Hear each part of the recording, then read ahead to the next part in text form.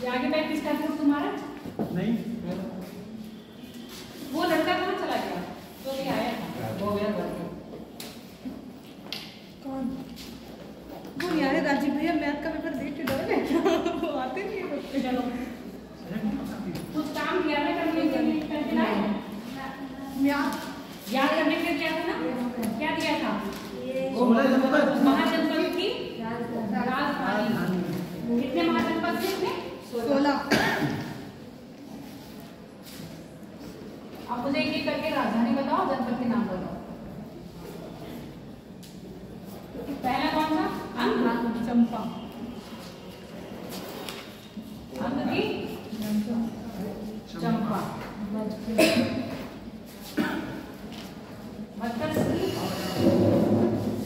एक ही बताओगे? एक दिन छुट्टी में मिल गई तब भी? ये तो आंख बंद करके रटते तब भी याद हो जाता। मच्छी, राजनगर, चेली की, चेली,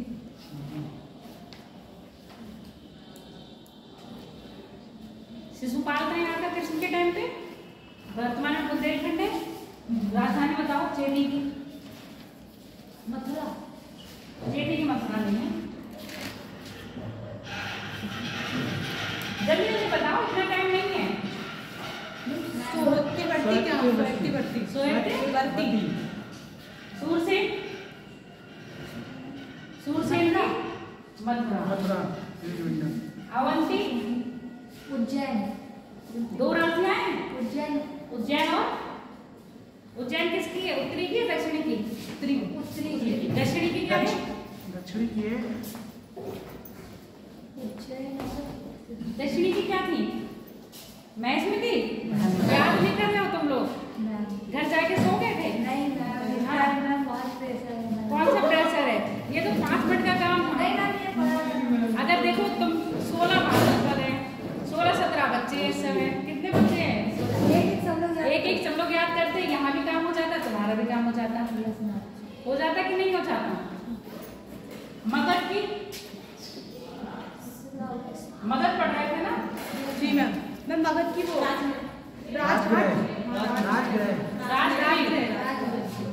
राजगिरी किसके टाइम में थी?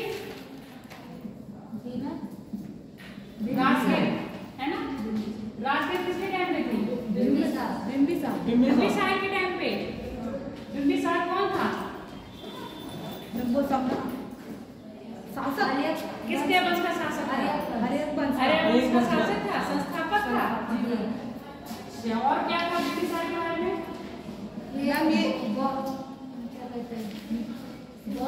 समकालीन था। बुद्ध के क्या था? समकालीन। और आयु के बराबर थी? नहीं मैम, नहीं सेम थी। आगे नीचे बिंबिसार गौतम बुद्ध के समकालीन था। प्रसेनजीत गौतम बुद्ध के समकालीन के शासक था। प्रसेनजीत कहाँ का शासक था? कहाँ का प्रसेनजीत? कौशल की राजधानी? काशी की राजधानी? काशी की? वाराणसी। ऐसे याद करो, एक दूसरे से क्वेश्चन पूछा करो तो याद भी हो जाएगा बात। ठीक है? बिंबिसार के बारे में पढ़ लिया था? बिंबिसार के बारे में क्या पढ़ा था बताओ? संस्थापक था। हाँ। इसकी हत्या इसी के पुत्र ने की गई। मगध पे बैठा कौन था? चलो इसमें तो हरियक वंश की बात करी थी। मगध पे उस समय कौन बैठा था जिस समय इसने अपना वो राज करा? बृहद्रथ। कौन था?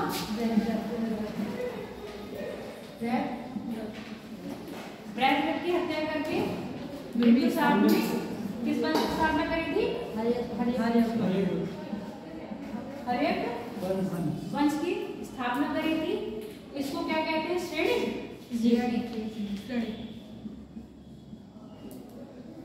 श्रेणी कहा जाता है। और हरियक वंश को क्या कहा जाता है? पितृहंता वंश। क्यों कहा जाता है? क्योंकि ये जिसने पिता को मारा है स्वयं गद्दी पे बैठेगा।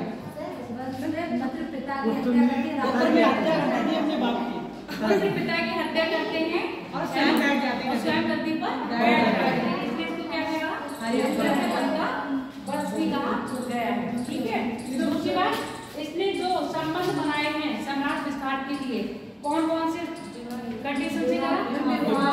विवाह नीति और युद्ध नीति। विवाह नीति की बात करें तो कौन कौन से राज्य के साथ विवाह करे इसने? चिल्लाना क्या चेलना था एक चेलना थी और चेलना कहाँ की थी? कौशल लिच्छवी की चेलना थी। लिच्छवी की चेलना, कौशल की और क्षेमा की है ना?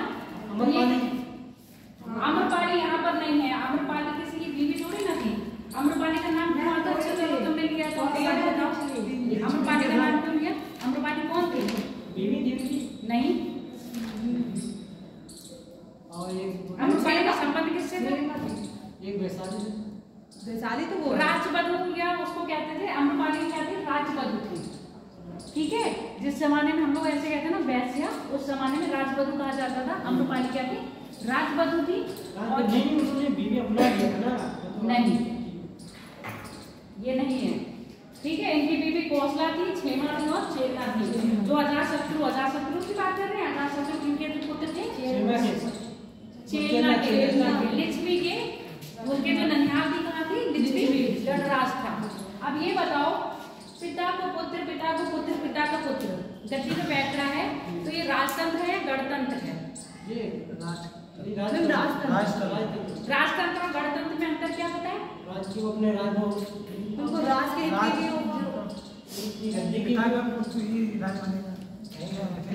वंशानुव्रत होगा, यानी कि कोई और नहीं बनेगा। अब ये बताओ, भारत में राजतंत्र चल रहा है गणतंत्र चल रहा है? कैसे चल रहा है गणतंत्र? मतलब कोई भी बैठ जैसे जनता द्वारा चुना गया हो वो बैठेगा आपके गद्दी पर। क्या यहाँ पर जनता द्वारा चुना जा रहा था? नहीं चुना जा रहा था ना। तो क्या था? वंशानुगत था। और कैसे बैठे थे? यानी राजा का ही बेटा क्या बनेगा? राजा। राजा का बेटा और कुछ नहीं बन सकता। तो इसको हम क्या कह रहे हैं? आपका राजतंत्र। तो मगध में जितने भी राजा पढ़ोगे अदर से कोई नहीं आया है। पर इसमें 16 महाजनपद में कुछ जनपद ऐसे भी थे जो क्या थे? आपके गणराज थे। लिच्छवी गणराज था, जिसमें लिच्छवी में क्या था? गणराज का मतलब समझते हो? जहां पर उच्च पद पे बैठा हुआ प्रमुख का चयन कौन कर रहा है? जनता, प्रजा द्वारा किया जा रहा है। वो आपका क्या हो गया? गणतंत्र। और जितने भी मगध में कौन से आपके जनपद पढ़ोगे, मतलब जितने भी वंश पढ़ोगे, कौन सा पढ़ोगे? आपके राजतंत्र पर आधारित है। अब यहाँ पर क्या हुआ? बिंबिसार ने किसको अपने राज्य में मिलाया था? अंग को? जी मैम, अंग को मिलाया था ना अपने राज्य में। राज्य विस्तार में विभाग से उन्होंने 3 राज्य मिलाए। कौन से आपके? लिच्छवी, छेना और कौशल। ठीक, कौशल जब मिलाया तो काशी के अंदर राज्य में आ गया होगा कि नहीं? काशी को कंस में मिलाया था कौशल वाली। बताओ, मैंने बात करी थी, प्रसेनजित की बात कर रहे थे हम लोग। प्रसेनजित किसका पुत्र था? महाकौशल का। तो महाकौशल की पुत्री थी महाकौशला, जो किसकी बीवी बनी? बिंबिसार की। ठीक है, अब महाकौशला की पुत्री नहीं, महाकौशला की बहन थी। कौन? महाकौशला। और महाकौशला की बेटी थी बजिरा। क्या है? बजिरा। बजिरा ने शादी करी थी किससे? इसके पुत्र कौन थे? अजातशत्रु से शादी हुई है किसकी? कौशल नरेश। कौन है? महाकौशल की पुत्री का नाम क्या है? बजिरा। बजिरा के साथ शादी हुई और इनको गिफ्ट में मिला क्या? काशी। गिफ्ट में क्या मिल गया? काशी। वो काशी जिस पर किसका राज्य था? कौशल का। कौशल ने अपने अधिकार में लिया था। किससे लिया था? कंस से। याद है स्टोरी कि नहीं? Yes ma'am. अब काशी किसके अंडर में आया आपके? अजातशत्रु। इससे पहले किसके अंडर में था? कौशल के अंडर में था। तो अजातशत्रु के अंडर में कैसे आया? विवाह नीति द्वारा आया था कि नहीं आया था? पिछली क्लास में हम बिंबिसार खत्म कर चुके थे, अजातशत्रु की बात कर रहे थे कि नहीं? Yes ma'am. अजातशत्रु के बारे में क्या बताया था? काल हो गया था। कार्यकाल कितना है? 92 से 492 ईसा पूर्व से 460 ईसा पूर्व था। इसके बारे में बताया तो श्रेणी कहा जाता है। ठीक है, जैसे इसके बारे में कहा जाता है जिसका कोई शत्रु नहीं, उसको क्या कहते हैं? अजातशत्रु, है ना। अजातशत्रु ने अपने पिता किसको? बिंदुसार को मारकर क्या गद्दी पर बैठा था। अभी मैंने बात करी मगध की राजधानी राजगिरी थी। राजगिरी थी तो राजगिरी दोनों के टाइम पे रही, बिंबिसार और अजातशत्रु के टाइम पर, दोनों के टाइम पर क्या रही आपकी राजगद्दी। तभी पूछा जाएगा जिस समय महात्मा बुद्ध ने अपना शरीर त्यागा था यानी कि निर्वाण प्राप्त किया था, उस समय मगध की गद्दी पर कौन शासक था या किस बजाज का क्या चल रहा था, राज चल रहा था। बस पूछा जाएगा तो हरिवंश शासक पूछा जाएगा अजातशत्रु। अजातशत्रु के टाइम पे महात्मा बुद्ध ने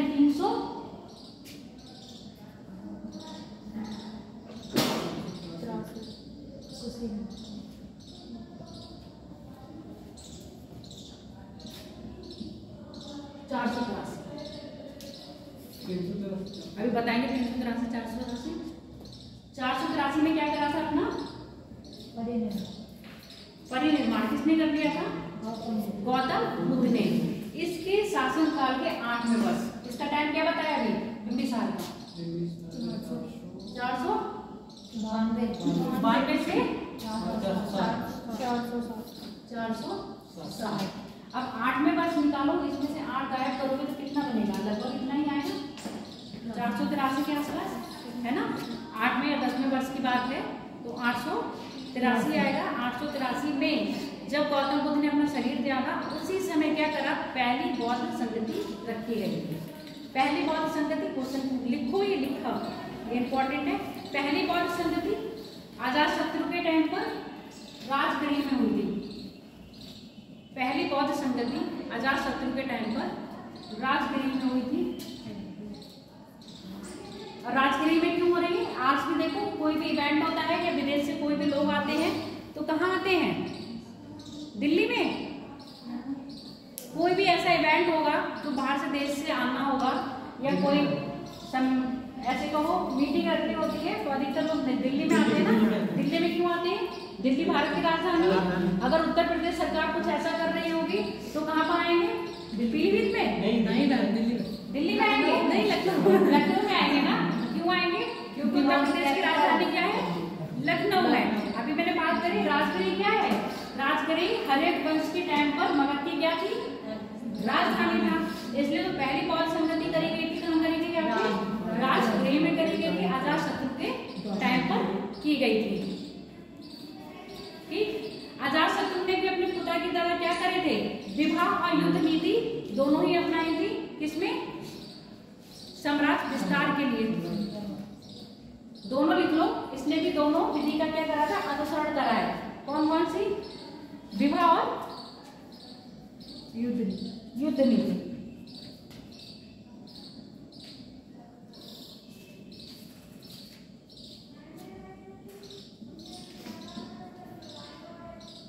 अजातशत्रु को क्या कहा जाता है, कुटिल।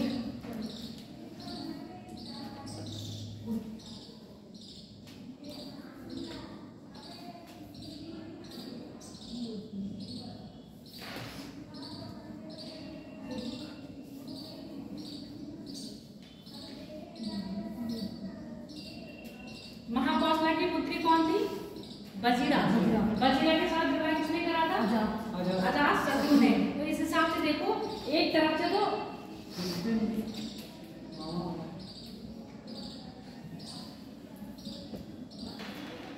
महाकौशल की बहन महाकौशला, इसकी कौन होगी, अजातशत्रु की माँ।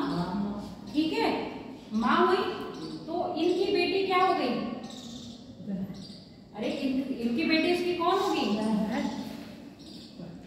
भतीजी होगी ना। ये भाई हुए ना, ये भतीजी, इनकी भतीजी अपनी माँ की भतीजी के साथ किसने शादी करी है, अजातशत्रु ने। समझ में आ गया, अपनी माँ की भतीजे के साथ अजातशत्रु ने क्या करी, शादी करी। तो इस हिसाब से उनके पिता कौन बने होंगे, ससुर भी बन गए होंगे ना, बने होंगे कि नहीं। हाँ, हाँ, ये क्या है, ब्लड रिलेशन वाली आपकी रीजनिंग है। अजातशत्रु ने कौशल नरेश महाकौशला की पुत्री, वो कौशल नरेश महाकौशल की पुत्री बजीरा के साथ विवाह कर काशी को कैसे ले लिया, दहेज के रूप में। काशी को दहेज के रूप में प्राप्त किया।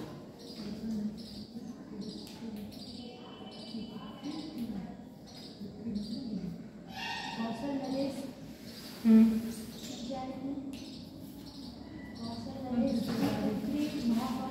महाकौशला नहीं, वजीरा।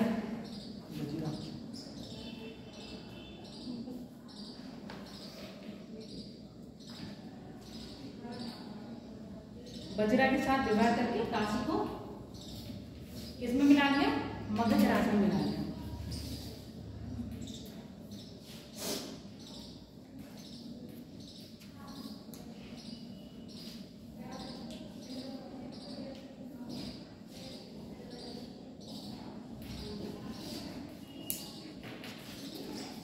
बाहुबली किसने देख रखी है?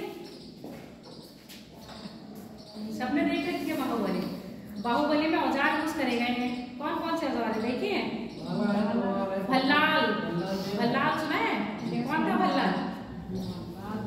भल्लाल कौन से रथ में बैठ के आ रहा था? कैसा था वो रथ?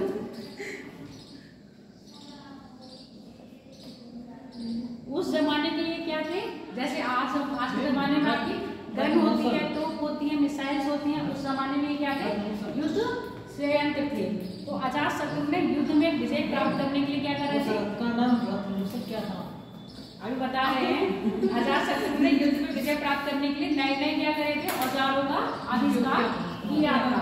इसमें एक वो था जो दो पेड़ों के बीच में क्या लगा के, पत्थर लगा के और उसको खींच के फेंकते हैं। था कि नहीं? हाँ, अब कल तो मूवी का वो सीन याद आ रहा है। और भल्लाल देव के आगे रथ में क्या लगा हुआ था? चक्का। दो ब्लेड वाला था ना। जैसे ही वो रथ चलता था, ब्लेड क्या होते थे? घूमते थे। और ब्लेड को घूम रहे हैं तो आगे जितनी भी सेना है क्या करने जा रहे हैं? वो काट देंगे। जो पत्थर फेंकने वालों महाशिला खंड तो नहीं बोलते? हाँ, महाशिला खंड बोलते हैं। तो वो क्या कर रहा था? वो काट रहा था। तो जो आपकी कौन सी पिक्चर थी अभी नाम बताया? बाहुबली। बाहुबली पिक्चर में तो भल्लाल देव ने, और कौन है उनके दूसरे? बाहुबली। कटप्पा नहीं, जो दूसरा बना था उसका हीरो बाहुबली। बाहुबली नाम था उसका। महेंद्र बाहुबली। सर को याद है? तो महेंद्र बाहुबली और क्या भल्लाल देव, इन लोगों ने उस समय जो युद्ध करा था, तो आपस में एक थे ना ये लोग, तो इन लोगों ने आपस में, तो ये जो युद्ध के शस्त्र दिखाए हैं वो कौन थे? वही शस्त्र जो अजातशत्रु ने इस्तेमाल करे थे। महाप्रसाद वाला कौन सा है जो आपका? जिसको दो पेड़ में बांधा रस्सी के बीच में और उसको खींचा और पत्थर क्या करा? आगे गया। तो जिसके ऊपर वो पत्थर गिर गया, सब लोग वहां पर धराशायी हो गए। क्लियर हो गया? अब देखो, युद्ध में विजय प्राप्त करने के लिए, युद्ध में विजय प्राप्त करने के लिए अजातशत्रु ने नए हथियारों का प्रयोग करा, जिसमें अजातशत्रु ने नए हथियारों का प्रयोग करा, जिसमें महाशिला खंड,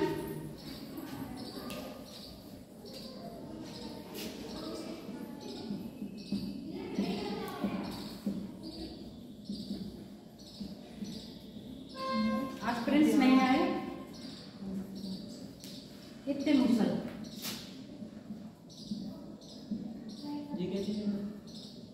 इतने मुसल वही जिसमें भल्लाल देव कड़के आए थे और आगे क्या लगे थे? ब्लेड लगे थे। जिसमें दो हथियार हैं, एक महाशिला खंड और एक मुसल।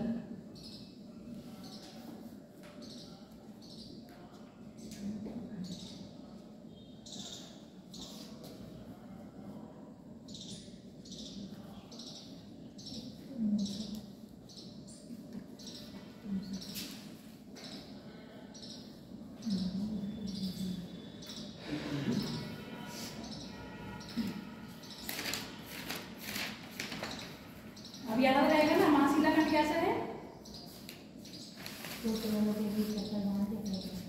दो पेड़ों के बीच पत्थर बांध के फेंकना, ये महाशिला खंड है।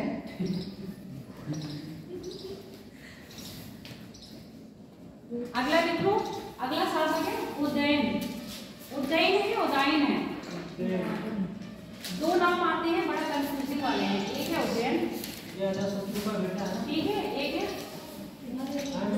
उदयन। हाँ, अब बताओ इनमें से राजा अजातशत्रु का पुत्र कौन है? नीचे वाला, ऊपर वाला है नीचे वाला है? उदयन है उदयन है? उदयन। उदयन कौन था फिर ये बताओ मुझे। पढ़ाया है कल। कहाँ का शासक था उदयन? 16 महाजनपद में उदयन भी एक शासक था। कहाँ का था?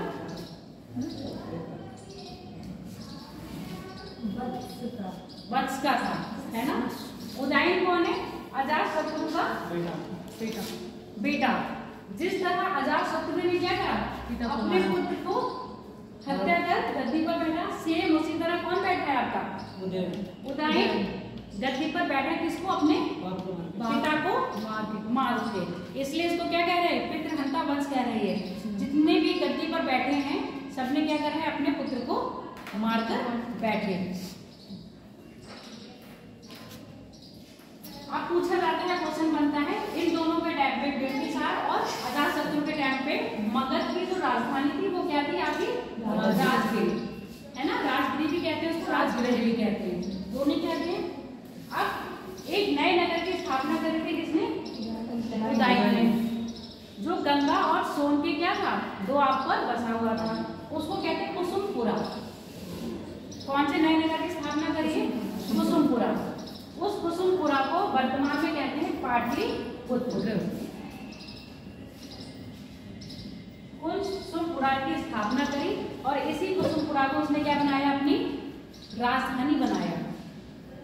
और इसकी राजधानी को आगे चल के हम किसके नाम से जानते हैं? पाटलिपुत्र। वर्तमान में अगर नाम देखें तो क्या है ये? वर्तमान में इसका नाम है पटना।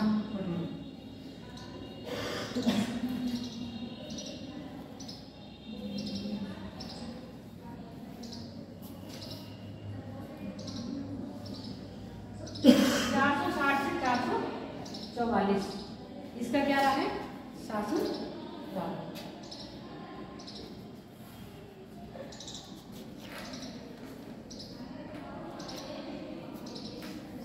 क्या लिख रहे हो तुम लोग? 460 से 444।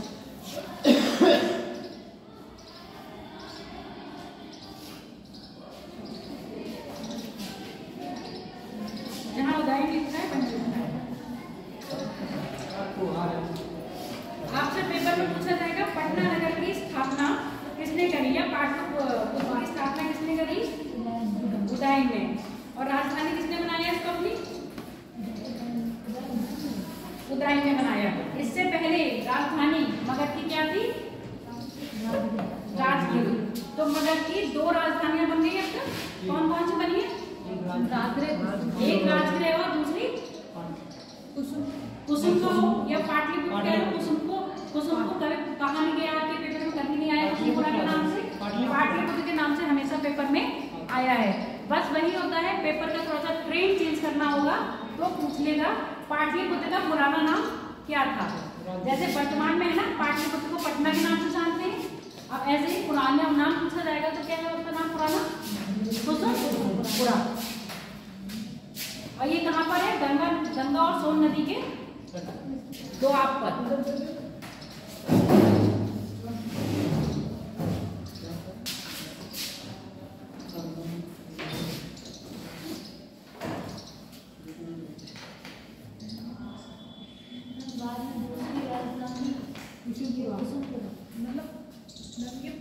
पुराना नाम क्या से लिखा है तुमने? अजातशत्रु के टाइम पे जो राजधानी थी वो क्या है आपकी? राजगिरी। ठीक है, उस राजधानी को परिवर्तन करा किसने? उदयन ने। उदयन ने राजधानी बनाई अपनी पाटलिपुत्र। ब्रैकेट में लिख लेना कुसुमपुरा, जो इसका क्या है? पुराना नाम है। और वर्तमान में नाम बात करें तो आपका क्या हो गया? पटना। और पटना किसकी कैपिटल है?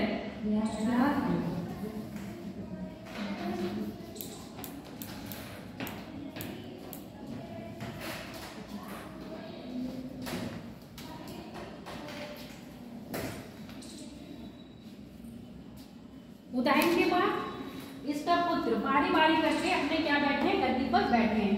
अनिरुद्ध, मुगल और नाग दशरथ। अनिरुद्ध बोलो ना।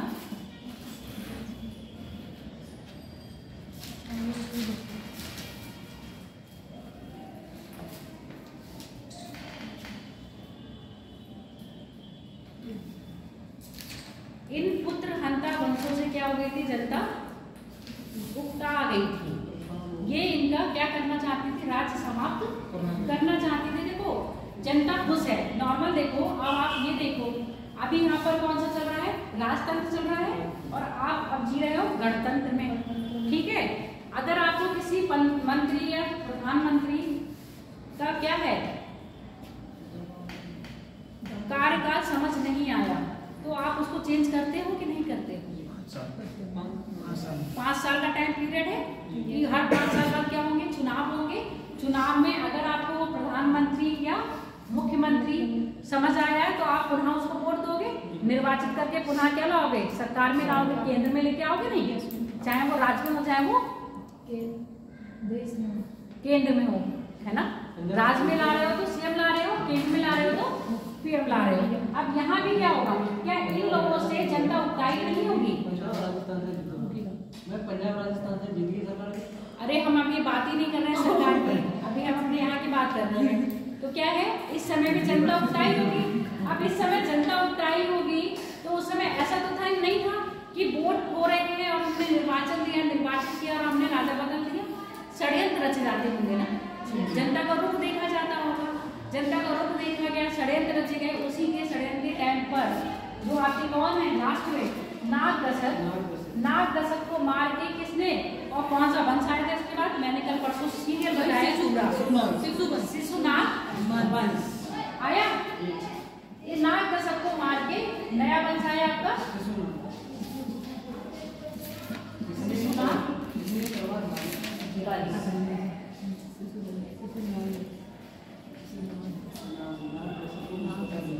नागदशक की हत्या करके कौन आया आपका? शिशुनाग वंश। तो ऐसे लिख लो, अगर पूछा जाए तो नागदशक में कुछ नहीं लिखना, नागदशक में लिखेंगे, नागदशक में कुछ नहीं लिखना है। पेपर में जो आपका पूछा जाता है बिंबिसार से, अजातशत्रु से, कौशल उदयन से बस एक क्वेश्चन पूछा जाता है, निम्न में से पाटलिपुत्र की स्थापना किसने करी? तो उदयन ने करी, बिंबिसार नहीं है। कौन है आपके? उदयन है। ठीक है, राजगढ़ी की स्थापना की बात करेंगे। नगर बसाया और किसने बसाया? आपने बिंबिसार ने। और बिंबिसार ने इसको अपनी क्या बना दी? राजधानी। इसी राजधानी पे किसने राज करा? अजातशत्रु ने। पर जब कौन आया? उदयन शासन में आया तो उसने अपनी राजधानी कहाँ परिवर्तन कर दिया? पाटलिपुत्र। क्लियर हो गई? अब नाम कैसे पेपर बता रहे शिशुनाग वंश के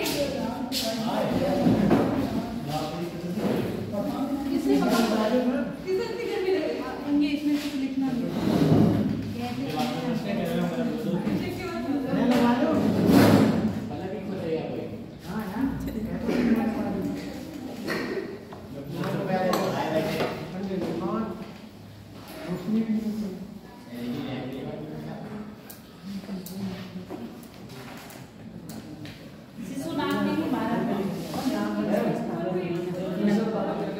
अब नहीं बताएंगे।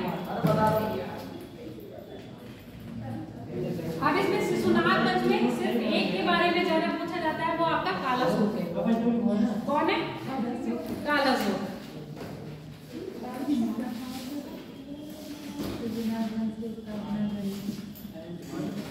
जो आपके पेपर में पूछा जाता है, पेपर के अकॉर्डिंग ही आपको पढ़ाएंगे। कालाशोक, ये कालाशोक क्या होता है? कालाशोक नाम है बेटा, जैसे आपका भी एक नाम होगा ना, क्या नाम है?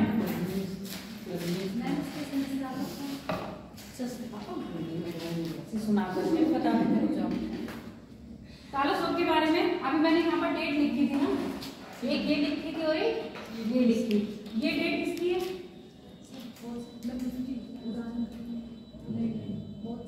इतनी जल्दी भूल गए?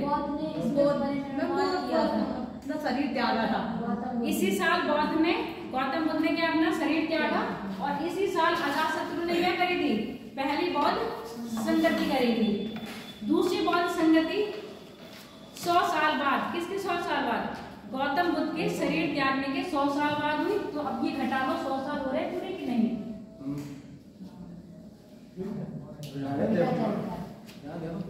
हो गए 100 साल। 100 साल बाद दूसरी क्या हुई है? बौद्ध संगति हुई है। किसके टाइम पर हुई है? काला सूप के टाइम पर हुई है।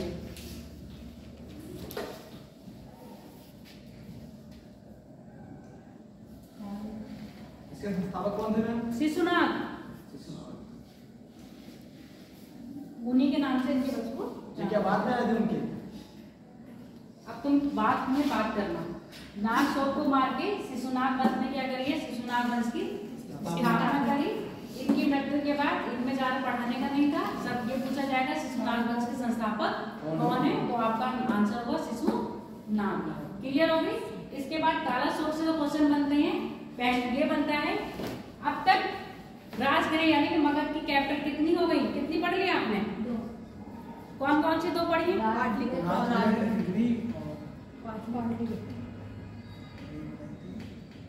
राजगिरी और कुसुमपुरा या पाटलिपुत्र, है ना? तो पाटलिपुत्र मोस्टली आर्टिकल को, क्योंकि पेपर में क्या पूछा जाता है, पाटलिपुत्र कुसुमपुरा के नाम से नहीं पूछा जाता है। काला शोक ने अपनी राजधानी एक नया नगर बसाया। उस नगर का नाम था वैशाली। और वैशाली को क्या बनाया? अपनी राजधानी बनाया। अब जब राजधानी बनी है और इसी के टाइम पे क्या हो रही है? दूसरी बौद्ध संगति हो रही है दूसरी बौद्ध संगति। तो अब संगति कहाँ होगी? राजधानी में होगी ना। तो पहली बौद्ध संगति राजगिरी में हुई अजातशत्रु के टाइम पर। दूसरी बौद्ध संगति काला शोक के टाइम पर हुई वैशाली में। कब हुई है? 383 गौतम बुद्ध के शरीर त्यागने के 100 वर्ष बाद।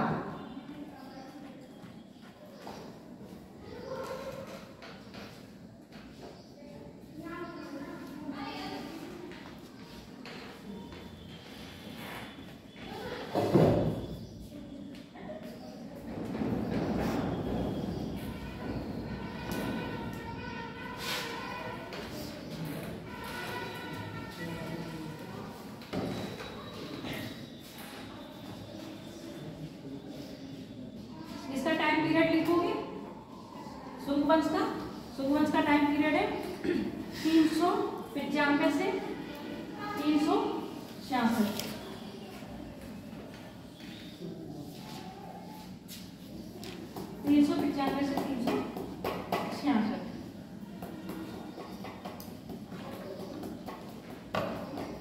नंद वंश का अंतिम शासक था नंदी वर्धन।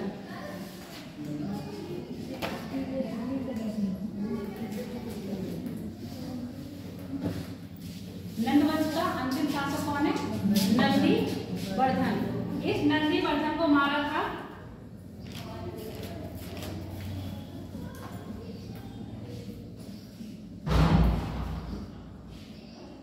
महापदा नंद ने।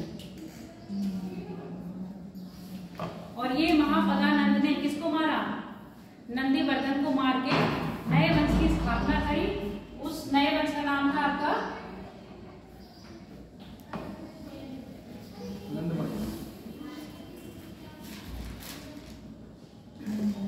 नंद वंश। मौर्य से पहले मगध वंश में सबसे शक्तिशाली जो शासक रहा या सबसे शक्तिशाली शासनकाल रहा वो किसका रहा? यहाँ पे नंद वंश का। ठीक है। पेपर में कभी कभी पूछा जाता है कलिंग। कलिंग का नाम सुने हो? क्या है कलिंग? कौन सा युद्ध हुआ था? किसके टाइम में हुआ था? क्या हुआ?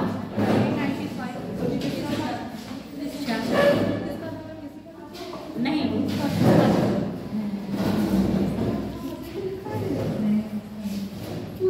बताओ कलिंग के बारे में पूछा ना मैंने। कलिंग का उल्लेख कहाँ से मिल रहा है? और कलिंग में क्या है?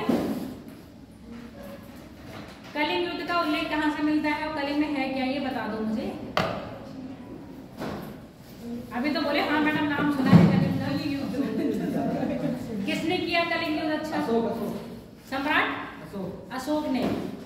जानकारी मिलती है 13वां शिलालेख से मिलती है। तो अब ये मुझे बताओ, क्या अशोक से पहले भी कलिंग पर किसी ने युद्ध किया या आक्रमण किया? कलिंग से पहले नंद वंश के शासक कौन है? महापदानंद। महापदानंद ने कलिंग पर क्या करा है?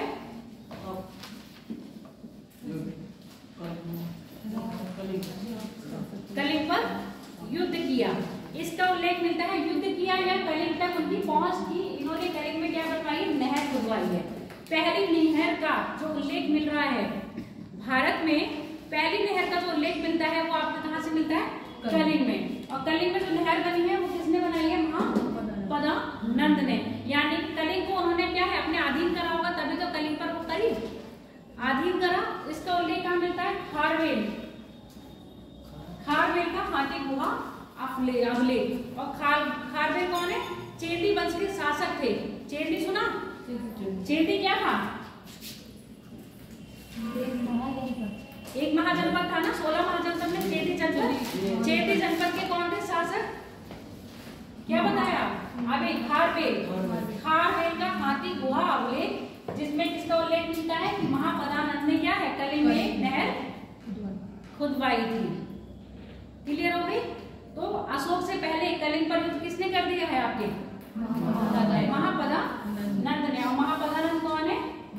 नंद वंश के संस्थापक। इनके बारे में यही जानकारी इतनी ही इंपॉर्टेंट है। और ये शूद्र थे।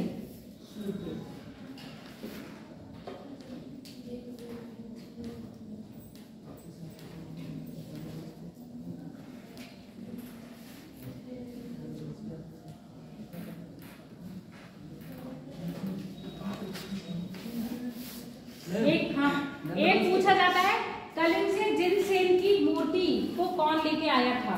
तो कलिंग से जिनसेन की मूर्ति अब कलिंग तक कौन पहुंचा है? महापदानंद।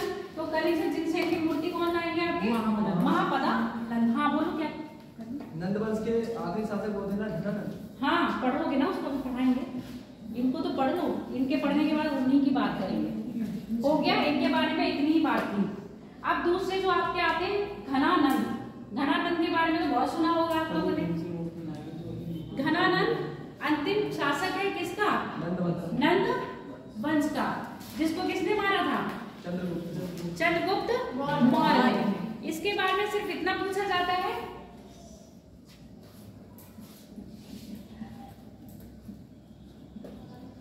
जिस समय सिकंदर का आक्रमण हुआ है भारत पर, उस समय मगध की गद्दी पर कौन था?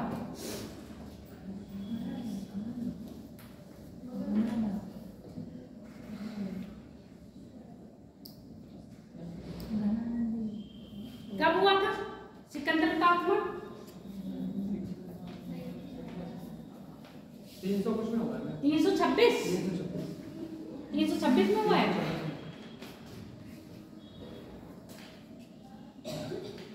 अब सुन लो मेरी बात। घनानंद क्या है? अंतिम शासक है किसका? आपका नंद वंश का। जिस समय सिकंदर भारत पर आक्रमण करने के लिए आया था, उसी समय वहां का शासक कौन है? आपका घनानंद है। चाणक्य का नाम सुना है? कौन है चाणक्य? तक्षशिला के गुरु थे। तक्षशिला के गुरु थे। उस समय मगध को 16 महाजनपद में मगध ही क्या था? सबसे महान जनपद था। और बाकी राजा क्या थे? उनके अधीन थे। वो चाहते थे एक राष्ट्र की क्या भावना। कौन चाहता था? आपका कौटिल्य, जिनको क्या कहते हैं हम? चाणक्य। उसी उद्देश्य से किसके पास आए थे? महाराज महापदानंद घनानंद के पास आए थे कि सिकंदर क्या कर रहा है? सिकंदर भारत को जीतने के उद्देश्य से भारत पर आक्रमण करने के लिए आया हुआ है। आप उसको क्या करें? रोकें। ये इतने बड़े वो थे क्योंकि सब चीजें क्या मिली हुई थी इन्हें? फ्री में मिली हुई थी ना। तो ये हमेशा अपने मौज मस्ती में रहा करते थे।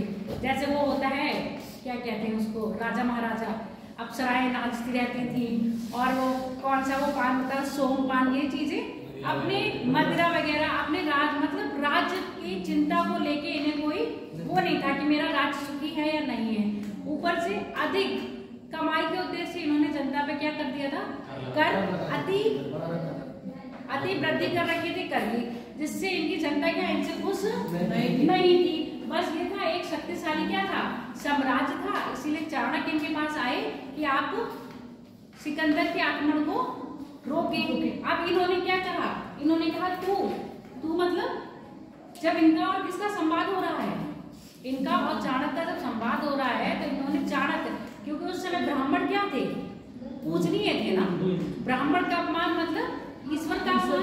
अब इन्होंने अपने घमंड में क्या कर दिया, चाणक्य का क्या कर दिया, अपमान कर दिया कि मैं मतलब राजा हूँ, इतना ऊंचे उस पर हूँ, तू मुझे सिखाएगा कि मुझे क्या करना है अपने राज में क्या नहीं करना है।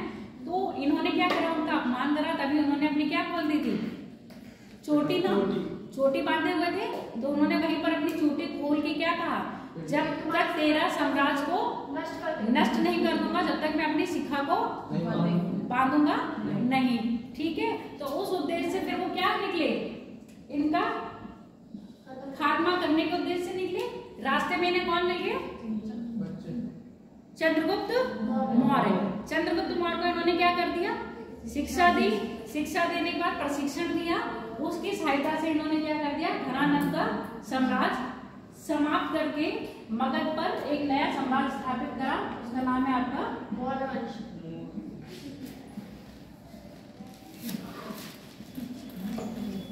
मौर्य वंश। तो मौर्य से पहले के जो काल थे, यानी कि जो राज थे जिन्होंने शासन करा, वो इतने ही थे। पेपर में जो पूछा जाता है वो इसमें कवर हो गया है। अब हम बात करेंगे, अच्छा ये बात सुन लो, महाजनपद था, महाजनपद में मगध को आपको पता ही है। ठीक है, वाराणसी क्या बताया मैंने, आपका व्यापार का केंद्र था उस जमाने में। वाराणसी हो गया, कौशल हो गया, बज्जी हो गए, और क्या था आपके सूरसेन। ये सारे जो आपके क्या थे, महाजनपद थे, ये शक्तिशाली महाजनपद थे। कौशल, बज्जी, और इनमें क्या रहता था, हमेशा मगध के साथ हमेशा क्या रहा होगा, हमेशा युद्धरत रहे होंगे। अब आप ये कहोगे मैडम कौशल के साथ, अब कौशल के साथ ये मेरी बात सुनो, कौशल की बात हम करेंगे तो कौशल से विवाह संबंध किसने बनाए थे, बिंबिसार और अजातशत्रु ने। इनकी मृत्यु के बाद क्या कौशल के साथ वही संबंध रहे होंगे, नहीं रहे होंगे ना। कौशल भी उस जमाने में क्या था, जैसे मगध एक शक्तिशाली राज्य था, कौशल भी एक शक्तिशाली राज्य था। साथ ही साथ आपका काशी भी क्या था, शक्तिशाली राज्य था। ये 4-5 जो राज्य थे आपस में क्या रहते थे, युद्धरत रहते थे। पर जब कौन आ गया आपका मौर्य वंश आ गया, तो इनका जितने भी 16 महाजनपद थे, धीरे धीरे सारा सबका विलय किसमें हो गया, आपके मगध में हो गया। अब आप यहाँ जब मौर्य का पढ़ोगे, मतलब चंद्रगुप्त मौर्य का शासनकाल पढ़ोगे, तो उनका अफगानिस्तान से लेकर दक्षिण भारत तक था। दक्षिण भारत में चेर, चोल, पांडे, इन साम्राज्यों को छोड़ दिया जाए तो पूरा दक्षिण भारत यानी कर्नाटक का, उत्तरी कर्नाटक का जो हिस्सा आ रहा है, वो सारा किनके राज में था, आपके मौर्य वंश के शासनकाल में था। क्लियर होगी बात। अब इसके बाद जो तक्षशिला सुन रहे हो, तक्षशिला व्यापार का केंद्र भी था, साथ ही साथ आपका किसका था, एक शिक्षा का केंद्र भी था। तो कुछ पॉइंट है लिख लो, बनारसी उस समय मतलब बनारस या काशी। अभी मौर्य लिखो मत, यही लिखा है, इसको मार के किसकी स्थापना करी, मौर्य वंश की स्थापना करेंगे। अब इसमें लिखो मगध काल में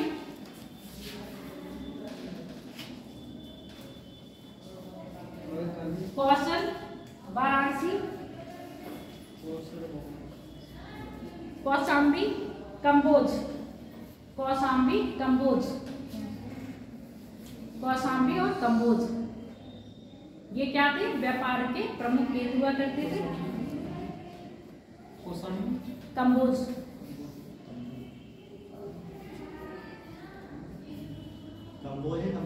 कंबोज,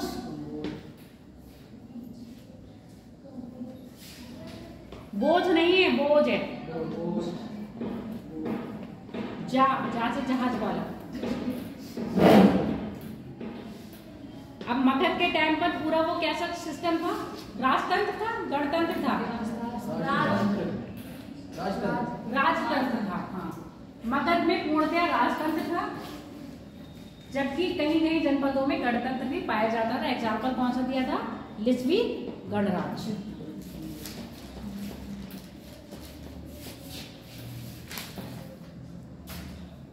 देखो सिकंदर के आक्रमण से ज्यादा नहीं पूछा जाता है, इसलिए ज्यादा विस्तार में पढ़ाएंगे नहीं। सिकंदर का आक्रमण 326 BC में हुआ था राजा पोरस के साथ झेलम नदी के तट पर। पॉइंट्स कुछ लिखना चाह रहे हैं तो बस ये लिख लो। 326 BC में हुआ था राजा पोरस के साथ सिकंदर का आक्रमण। ऐसे लिख लो, सिकंदर के आक्रमण के टाइम पर मगध में घनानंद का शासक था और नंद वंश चल रहा था। घनानंद का शासक था, नंद वंश चल रहा था। राजा कौन था अभी नहीं लिखो यहाँ।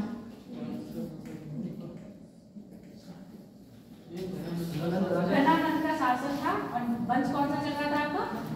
नंद वंश। ठीक। अब क्या सिकंदर कभी उत्तर भारत में प्रवेश कर पाया था? झेलम नदी को पार कर पाया था? क्या मैम? सिकंदर झेलम नदी को पार कर पाया था? झेलम को रावी को?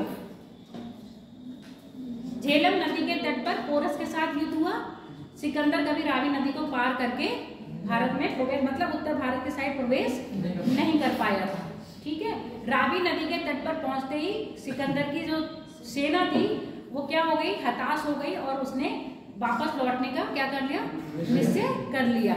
जब उसकी सेना को वापस करने का निश्चय हो गया तो उसने भी, सिकंदर ने भी क्या कर दिया? भारत को विजिट करने का सपना छोड़ के वापस कहाँ लौट गया? कहाँ से आया था? यूनान। आज वर्तमान में यूनान कहाँ पर है? मिस्र। मिस्र है कि एथेन है? यूनान की राजधानी क्या है?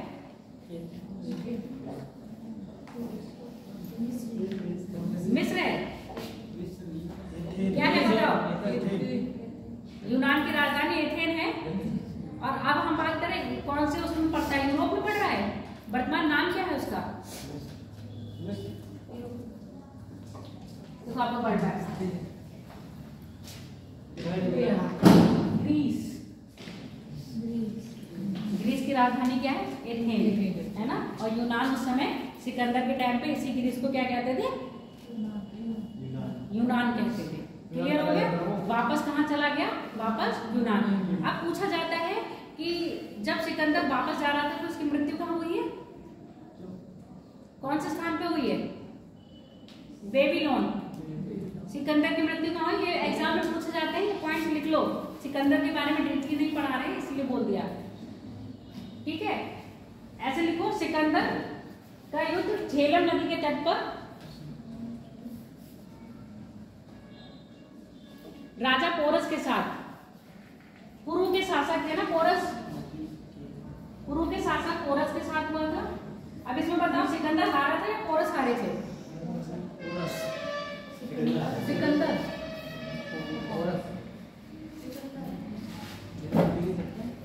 इसमें पोरस की हार हुई थी, पर उसकी क्या है? वीरता को देखते हुए सिकंदर ने प्रसन्न होकर जीता हुआ राज पोरस को वापस कर दिया।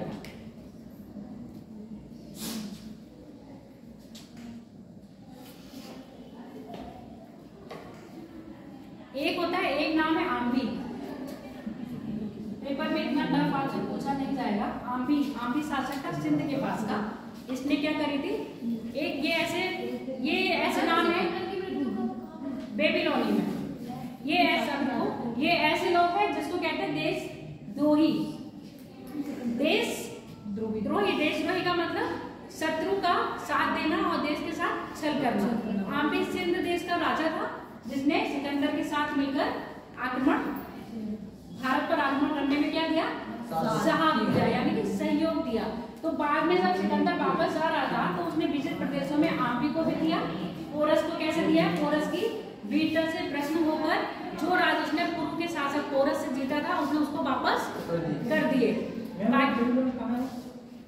बेबीलोनी रास्ते में पड़ता है। अब स्थान कहाँ है ये मुझे नहीं पता। ठीक है। रास्ते में जाते हुए बेबीलोनी के पास उसका शायद मुझे लग रहा है मध्य एशिया के आसपास का क्षेत्र है। बेबीलोनी में इसकी मृत्यु हो गई। और ये कहाँ गया था? कभी कभी पूछ लिया जाता, समुद्र मार्ग से गया था या स्थल मार्ग से गया था। तो राजा जो सिकंदर था वो किससे गया है? स्थल मार्ग से वापस गया था। जबकि इसने अपनी आधी सेना को किसका कौन से मार्ग से भेजा था? समुद्र मार्ग।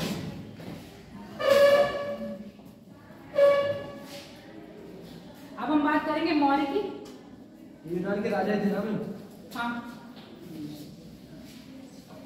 सिकंदर सामी किसको कहा जाता है?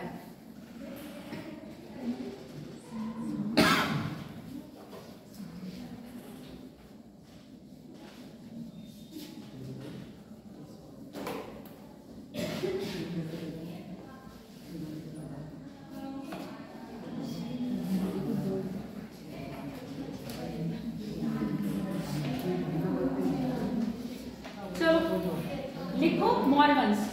मौर्य वंश के संस्थापक चंद्रगुप्त मौर्य।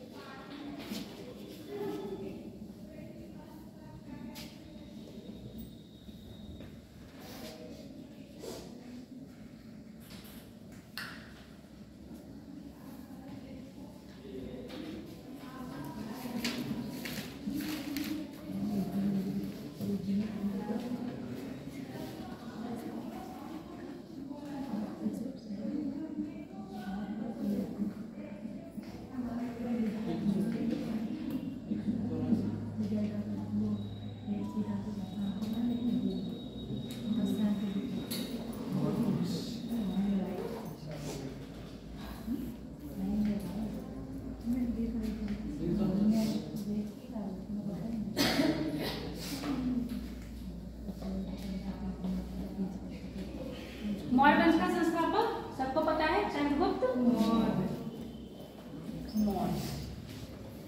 किसके सहयोग से? चाणक्य। अब ये बताओ कि अकेले चंद्रगुप्त मौर्य ने ही पूरे मगध के शासक पर विजय प्राप्त कर ली होगी?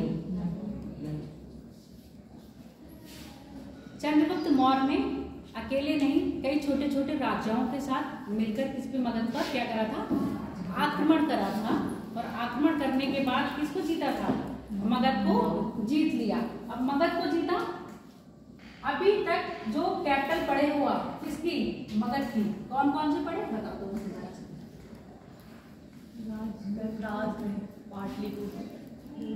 राजगृह, पाटलिपुत्र और वैशाली पड़े। 3 पड़े कि नहीं पड़े?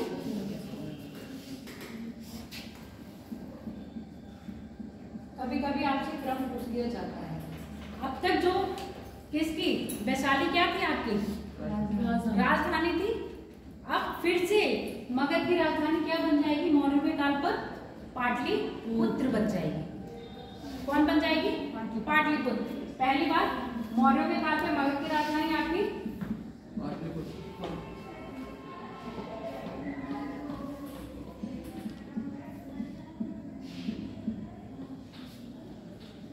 पाटलिपुत्र। इनका टाइम पीरियड बात करें किसकी? चंद्रगुप्त क्या रखा होगा? 332 ईसा पूर्व से 298 ईसा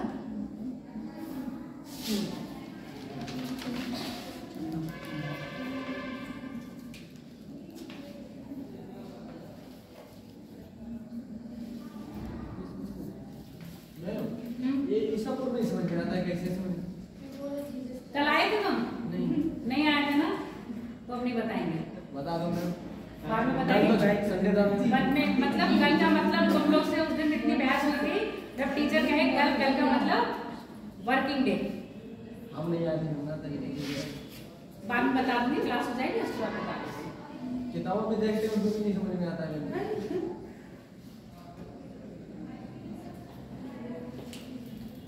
चंद्रगुप्त मौर्य वंश का सबसे प्रतापी राजा था। आप कहोगे मैडम अशोक भी थे, अशोक भी तो थे, है कि नहीं? सम्राट अशोक की बात करते हैं। सम्राट अशोक को महान और इनको महान, दोनों को महान कहा जाता है। सम्राट विस्तार की नीति दोनों ने ही अपनाई है। अशोक महान ने भी अपनाई और आपके चंद्रगुप्त मौर्य ने भी अपनाई। पर फिर भी अशोक ने अपनी कौन सी नीति को त्याग किया है बाद में? बाद बाद में उन्होंने अपनी युद्ध नीति को त्याग दिया। कलिंग के युद्ध के बाद उन्होंने अपनी किसको त्याग दिया? अपने युद्ध नीति को। मगध का शासन अभी बहुत छोटा था। सम्राट विस्तार के उद्देश्य से किसने? आपके चंद्रगुप्त मौर्य ने क्या कराया? युद्ध पर युद्ध, युद्ध पर युद्ध, युद्ध पर युद्ध करे। इनके बारे में एक बात है, क्या बात है? इनके टाइम पर कोई विदेशी यात्री आया था? दूत बनके किसी ने भेजा था? मेगास्थनीज। किसने भेजा था मेगास्थनीज को?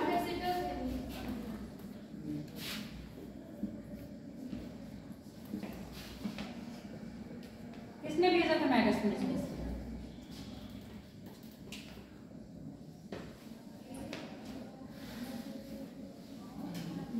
ससुर कौन थे इनके? इनकी बीबी का नाम क्या था? वो घनानंद की वही तो थी।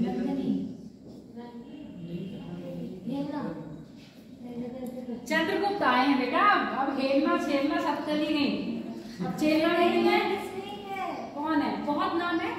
क्या है? हेलना। किसकी बेटी थी हेलना? बताओ। कौन विदेशी थी? किसकी थी? बोलो, तुम लोग सोचो जरा, फिर बताते हैं। मेगास्थनीज को इसके दरबार में किसने भेजा था? ठीक नहीं आ रही। एक मिनट रुको।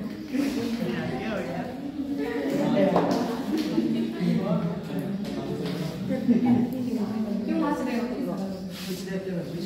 हैं? छींक आने का फॉर्मूला मुझे भी पता है। अब मेरी आंखों से आंसू भी आ रहे हैं।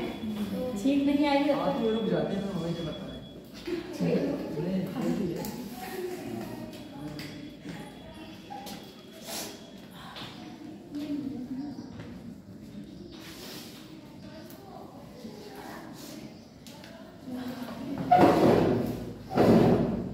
पहले हम बात करेंगे चाणक्य। मेगास्थनीज हेलना की बात करेंगे। जितने भी अभी तक आपने इतिहास के बारे में पढ़ रहे थे ना? इतिहास के बारे में पढ़ रहे हो? जानकारी किसमें मिल रही थी?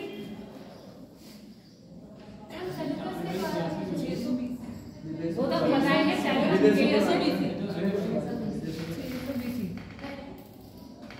जितनी भी आप अंग्रेजों के बारे में जनपद, अभी मैंने क्या बताया था? 16 महाजनपद। 16 महाजनपद की जो जानकारी मिल रही थी वो किससे मिली थी? अंगुत्तर निकाय और भगवती सूत्र। अंगुत्तर निकाय कौन किसका था? बौद्ध ग्रंथ थे। और भगवती सूत्र किसके थे? जैन ग्रंथ। मौर्य के बारे में जो अधिक जानकारी मिलती है, किसके? मौर्य वंश के बारे में जो अधिक जानकारी मिलती है वो आपके चाणक्य ने क्या लिखी है? अभी मैंने दो नाम लिखे हैं ना, एक चाणक्य और एक पुस्तक में लिखी थी मैं। हाँ, तो इनके बुक्स के नाम बताओ। चाणक्य ने कौन सी बुक लिखी? चाणक्य ने कौन सी पुस्तक लिखी है? अर्थशास्त्र। अर्थशास्त्र लिखी है ना? अब ये बताओ, चाणक्य की जो अर्थशास्त्र है, जो आप आज अर्थशास्त्र पढ़ रहे थे, वो अर्थशास्त्र है? क्यों? नाम तो अर्थशास्त्र। इसके अर्थशास्त्र में राजा के राजतंत्र के बारे में लिखा गया है कि राजा का राजतंत्र कैसा होना चाहिए, कितना कर लगाना चाहिए, कैसे उसके मंत्री होने चाहिए। ठीक है, इसी में बात करते हैं तीर्थों की। ये तीर्थ कौन है? ये वो वाले तीर्थ है जो हम जाते हैं घूमने गए हैं, मंदिरों में दर्शन करने। ये तीर्थ कौन है आपके? 18 तीर्थ के बारे में बात करेंगे। और ये 18 तीर्थ है आपके राज्य से रिलेटेड मंत्री। क्लियर हो गया? तो आपके जो चंद्रगुप्त मौर्य है उसके शासनकाल की जानकारी मिलती है चाणक्य के अर्थशास्त्र से। दूसरी मेगास्थनीज की कौन सी बुक है इसकी? Very good.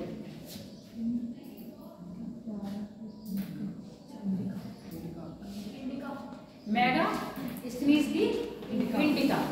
ठीक है, जैसे सिकंदर कौन था? यूनानी था ना? भारत को विजय को लेके आया था। ऐसे ही जैसे सिकंदर के मन में भारत विजय का क्या हुआ था? सपना क्या कहते हैं, सपना देखा या सपना उदित हुआ। वैसे ही किसके, सेल्यूकस निकेटस के मन में भी क्या हुआ, एक सपना आया कि मैं भी सिकंदर की तरह भारत पर विजय प्राप्त करूंगा। तो भारत पर विजय प्राप्त करने के उद्देश्य से सेल्यूकस निकेटस कहाँ आया, युद्ध करने आया, युद्ध करने आया। उसका युद्ध किसके साथ हुआ है आपके, चंद्रगुप्त मौर्य के साथ। चंद्रगुप्त मौर्य के साथ युद्ध होने पर सेल्यूकस निकेटस की क्या हो गई, हार हो गई, जिससे उसने प्रश्न होके क्या करा, अपनी पुत्री मेघना का विवाह किसके साथ कर दिया, चंद्रगुप्त मौर्य के। और साथ में मेगास्थनीज कौन है, दूत, जिसको किसके दरबार में भेजा, आपके चंद्रगुप्त मौर्य के। इसके साथ ही साथ चंद्रगुप्त मौर्य को हाथी दिए गिफ्ट में, हाथी क्या दिए गिफ्ट में, समझ में आएगा। गिफ्ट का मतलब जो आजकल आप कहते हैं दहेज, दहेज के रूप में हाथी दिए गए, मेगास्थनीज दिया गया, और कुछ दिया गया था, अंगूर और अंजीर वगैरह भी दी गई थी।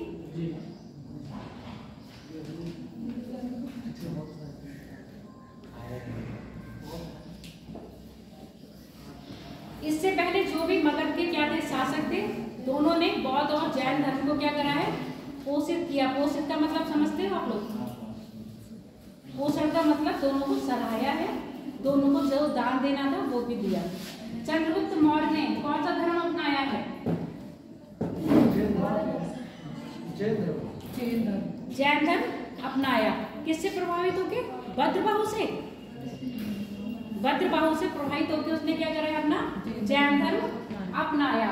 इसके टाइम पर अकाल पड़े, 12 साल का बहुत लंबा अकाल पड़ा, जिससे क्या हो गए, ये उद्घनित हो गए, मतलब अकाल पड़ा है तो इसके दिल में क्या हुई, एक पीड़ा सी उत्पन्न हुई। उस पीड़ा के कारण इसने क्या, सिंहासन को त्याग दिया। सिंहासन को त्याग के कहाँ चला गया, श्रावणकोल बेला। श्रावणकोल बेला कहाँ पर है आपके, वर्तमान कर्नाटक में, जहाँ पर जाके इसने संलेखना विधि, संलेखना विधि मतलब जिस विधि में क्या करते हो आप, खाना और पानी त्याग देते हो, सिर्फ हवा पे जीवित रहते हो। इसमें क्या होता है, पहले दिन आपने थोड़ा खाना खाओगे, मतलब एक टाइम, 3 टाइम खा रहे हो, 4 टाइम खा रहे हो, तो धीरे धीरे टाइम कम करोगे, पानी की मात्रा कम करोगे, फिर धीरे अगला दिन जैसे जैसे दिन बढ़ते जाएंगे खाने की क्वांटिटी को कम करते जाओगे, और एक टाइम ये होगा आप खाना बिल्कुल छोड़ दोगे। खाना बिल्कुल छोड़ दोगे, सिर्फ किस पे जियोगे, हवा। अब हवा नहीं लेना छोड़ सकते ना, ऐसे इन्होंने क्या करा, इसको कहते हैं संलेखना विधि। संलेखना विधि से इन्होंने अपने क्या कर दिए थे, प्राण त्यागे थे। और कब, इनके शासन काल में कितना अकाल पड़ा था, 12 वर्षों का अकाल पड़ा था। ठीक, इनके बाद इनके पुत्र कौन है, बिंदुसार।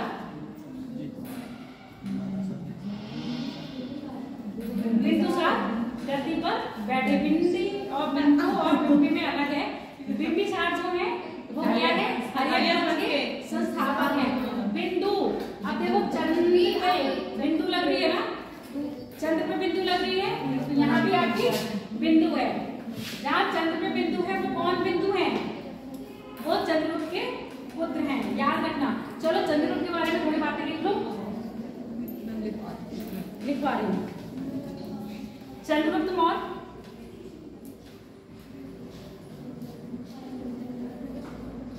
322 में अपने गुरु चाणक्य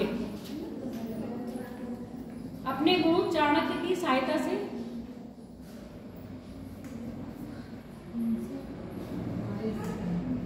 में अपने गुरु चाणक्य की सहायता से मगध के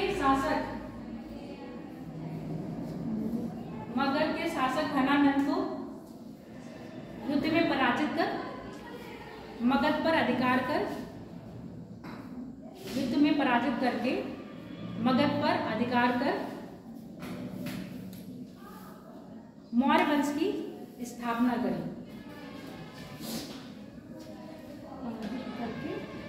मौर्य वंश की स्थापना करी।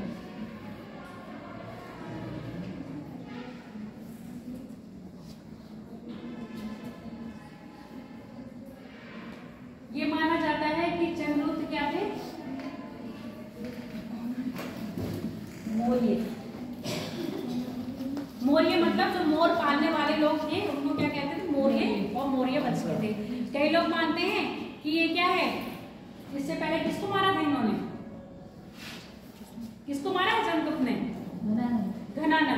ये नंद वंश के घनानंद के ही क्या थे, दासी पुत्र थे। कई लोगों का अपना अपना विचार है। कई लोग मौर्य को क्या मानते हैं, शूद्र मानते हैं, जबकि बौद्ध और जैन में इनको शूद्र ना मान के क्या माना गया है, क्षत्रिय। क्या मानते हैं, क्षत्रिय मानते हैं। क्लियर होगी बात कि नहीं? लिखो।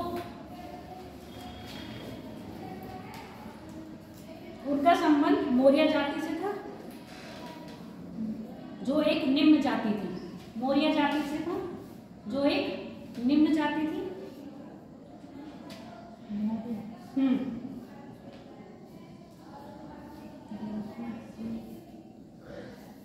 इन दोनों के अलावा भी चंद्रगुप्त मौर्य का किसी में उल्लेख मिलता है? जैसे आपके में अभिलेख वगैरह बहुत पूछे जाते हैं ना, पुस्तक पूछी जाती है। एक आपने नाम सुना होगा, विशाख दत्त। सुना है विशाख दत्त? विशाख दत्त की पुस्तक का नाम मुद्रा राक्षस। विशाख दत्त की पुस्तक का नाम क्या है, मुद्रा राक्षस। विशाख दत्त ने भी किसका उल्लेख किया आपके, चंद्रगुप्त मौर्य ने। एक आपने उल्लेख देखा होगा रुद्रदामन का। रुद्रदामन का अभिलेख सुना है? कहां पर है रुद्रदामन का अभिलेख? गुजरात राज्य में पड़ता है रुद्रदामन का अभिलेख। ठीक है, उस रुद्रदामन के अभिलेख में भी किसका मिलता है, चंद्रगुप्त मौर्य का। चंद्रगुप्त मौर्य के क्या होते थे, सेनापति होते हैं और उनके दोस्त भी होते हैं। उन्होंने क्या है वहां पर क्या बनाई है, सुदर्शन झील का नाम सुने हो ना? किसी ने सुदर्शन झील का निर्माण किया, किसी ने उसको क्या करा, रिकंस्ट्रक्ट किया, किसी ने नहर बनवाई। तो सुदर्शन झील से 3 लोग जुड़े हुए हैं। 3 लोग कौन है आपके, एक चंद्रगुप्त मौर्य खुद है, ठीक है, दूसरे आपके अशोक, तीसरे आपके रुद्रदामन। क्लियर हो गई? और इसकी जानकारी कहाँ से मिल रही है आपके, रुद्रदामन के शिलालेख से। और रुद्रदामन का शिलालेख कहाँ है आपका, गुजरात में है। क्लियर हो गई इतनी बात? तो पेपर में कभी पूछा जाएगा निम्न में से आपके क्या पश्चिमी सीमा का विस्तार या पश्चिमी की इनकी चंद्रगुप्त का जो राज्यकाल था वो पश्चिम तक था, इसका हमें उल्लेख कहाँ से मिलता है? इसका उल्लेख हमें कहाँ से मिल रहा है आपके, रुद्रदामन के अभिलेख से। और जबकि दक्षिण की बात करें तो विशाख दत्त की जो पुस्तक अभी मैंने बताई कौन सी है, मुद्रा राक्षस। मुद्रा राक्षस में बताया है चंद्रगुप्त मौर्य ने सारा ही साम्राज्य यानी कि भारत, पूरे साम्राज्य में भारत में कहाँ से लेके आपका सिंधु नदी, अफगानिस्तान से लेकर आपका बंगाल की खाड़ी तक और ऊपर हिमालय के से लेकर आपके दक्षिण में। अब दक्षिण में कौन कौन, दक्षिण में जो राज्य थे चेन, चोर, पांड्य, इनके राज्यों को पर अधिकार न करके बाकी संपूर्ण भारत पे किसका अधिकार था आपके, चंद्रगुप्त मौर्य का। अब समझिए ना उनका जो आपका क्या था शासन, जो आप अभी भारत देख रहे हो, कहीं है यहाँ पर, इधर देखो ये भारत है और ये आपका क्या है अफगानिस्तान। यहाँ अफगानिस्तान से लेके पूरा यहाँ और ये पूरा लेके यहाँ तक। इसमें कौन है आपके, चंद्रगुप्त मौर्य का शासनकाल यहाँ से पूरा यहाँ तक उस जमाने में रहा। क्लियर? अब आप देखो कितना बड़ा भारत हुआ करता था, कहाँ पर रह गया। इसी जमाने में अफगानिस्तान, बर्मा यानी कि म्यांमार, श्रीलंका, अफगानिस्तान, ये सब किस में आते थे, भारत में आया करते थे। लिखो, छोटा हो गया।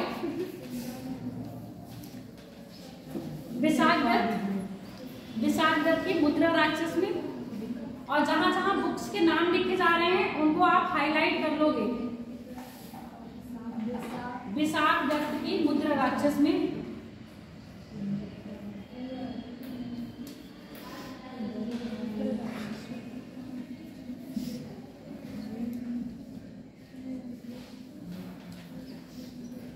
चंद्रगुप्त के लिए ब्रसल शब्द का प्रयोग किया गया है। ब्रसल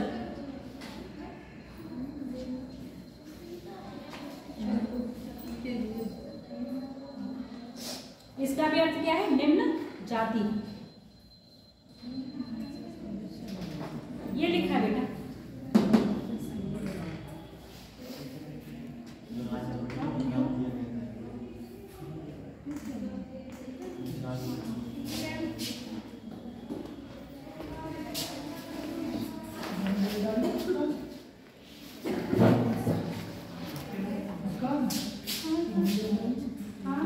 ठीक है। चंद्रगुप्त का युद्ध सिकंदर के सेनापति सैलुकस निकेटस से 305 में। चंद्रगुप्त का युद्ध सिकंदर के सेनापति सैलुकस निकेटस के साथ 305 में।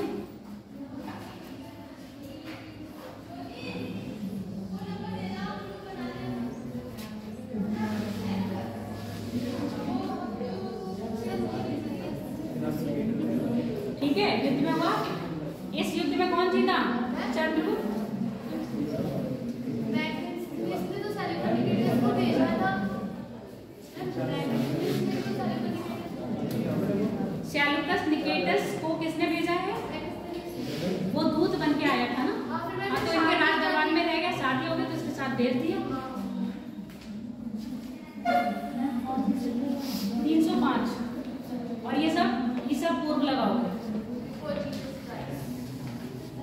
ईसा पूर्व। इस युद्ध में सैलुकस निकेटस की हार हुई।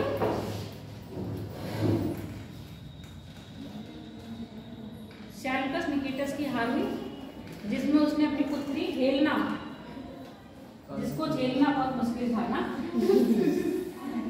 उसकी पुत्री हेलेना, अपनी पुत्री हेलेना का विवाह चंद्रगुप्त मौर्य के साथ कर दिया। ठीक है, और संधि हुई जिसमें 500 हाथी उपहार दिए गए। किसको? चंद्रगुप्त मौर्य को। देखो उस जमाने में दहेज कैसे दिए जाते थे। 500 हाथी दिए गए।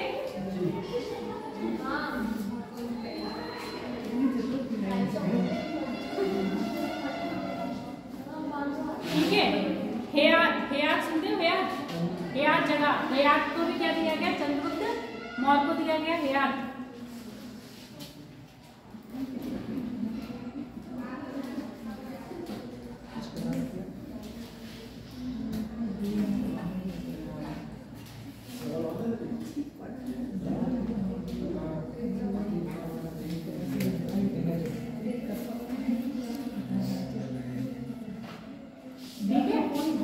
अब सुन लो मेरी बात। इन लोगों की संधि हो गई। अब सैलुकस निकेटस क्या बन गए? इनके चंद्रगुप्त मौर्य ससुर बन गए। ससुर और दामाद ने मिलकर पूरे भारत को क्या करना शुरू कर दिया? विजयी करना शुरू कर दिया। अब जब विजयी करना शुरू कर दिया दोनों, किसने? दामाद और ससुर ने मिलकर। तो अभी मैंने क्षेत्र बता दिया था, कहाँ तक उसका क्षेत्र हो गया। अब ऐसे लिखना चाहो तो लिख लो चंद्रगुप्त के टाइम पर उसका साम्राज्य।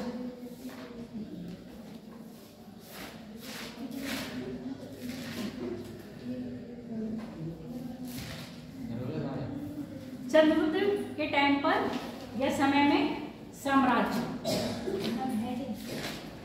इतना बस दिशा ही बताएंगे, जैसे भी बताया कहाँ से। अफगानिस्तान तो था ही था। अब जब ससुर दामाद सेम हो गए हैं तो ससुर जी की भी सीमा किसमें मिलेंगी? दामाद जी के साथ मिलेंगी। तो फारस से लेके बंगाल की खाड़ी तक। और फारस आपको पता है आज का ईरान, इराक जो है फारस, ईरान इराक, ये वाला क्षेत्र, इराक ईरान वाला क्षेत्र पूरा किसमें आता था? आपके चंद्रगुप्त मौर्य के टाइम पर। तो पश्चिम में फारस की खाड़ी और पूर्व में बंगाल की खाड़ी तक, उत्तर में हिमालय से लेकर दक्षिण में कर्नाटक तक। और कर्नाटक के कौन सा? उत्तरी कर्नाटक। तमिलनाडु और केरल जो वर्तमान में है, ये इसका इस पर शासन चंद्रगुप्त मौर्य का नहीं था। कौन राजा थे उस समय वहां पर? चेर, पांड्य और चोल का शासन चल रहा है।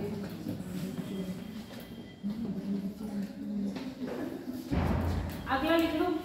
अब इनकी मृत्यु की बात करें, इनमें लिख लो इन्हीं के शासन बस इतनी थी। साम्राज्य का विस्तार यानी लिख लो फारस की खाड़ी से लेकर बंगाल की खाड़ी तक, पश्चिम में फारस की खाड़ी से लेकर पूरब में बंगाल तक,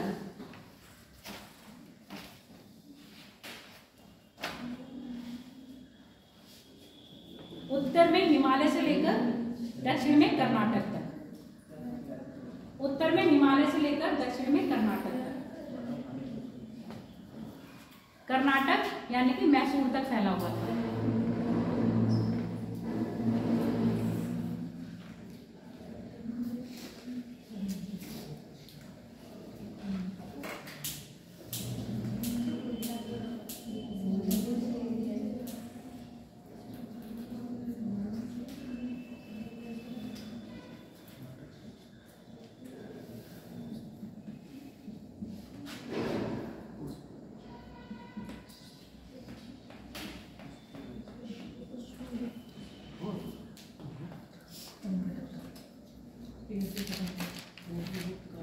चंद्रगुप्त के राज्यकाल में जो सबसे इम्पोर्टेंट पद होता था प्रधानमंत्री का, प्रधानमंत्री जिसको पुरोहित भी कहते हैं, है ना, प्रधानमंत्री का होता था। और उस पद पर कौन थे आपके? चाणक्य थे। चाणक्य उनके प्रधानमंत्री भी थे, चाणक्य उनके पुरोहित भी थे। लिखो चंद्रगुप्त मौर्य के टाइम पर समय में। अब चाणक्य कब तक, देखो चंद्रगुप्त मौर्य के टाइम पे भी रहे और चंद्रगुप्त मौर्य के बाद उनके पुत्र कौन आए हैं आपके? बिंदुसार या बिंबिसार? बिंदुसार के टाइम पे भी कौन रहे आपके? चाणक्य उनके क्या रहे हैं आपके? पुरोहित रहे हैं। उसके बाद फिर आपके कौन आते हैं? अशोक। अशोक के टाइम पर ये नहीं रहे हैं। अशोक के टाइम पर जो उनके मित्र या प्रधानमंत्री या पुरोहित रहे वो इनके दोस्त रहे। उनका नाम क्या था? नाम बताओ मुझे।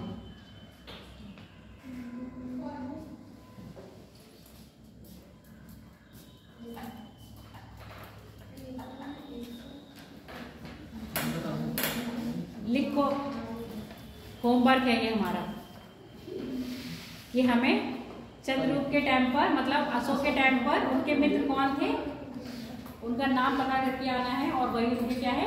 पुरोहित है। मित्र कौन थे? इनके मित्र भी थे और उन्होंने अपना प्रधानमंत्री भी बनाया था उन्हें।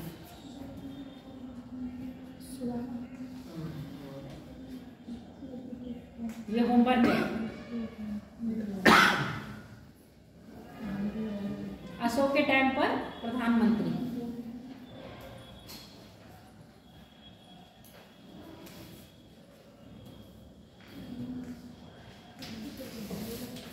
चाणक्य के बारे में लिख लिया।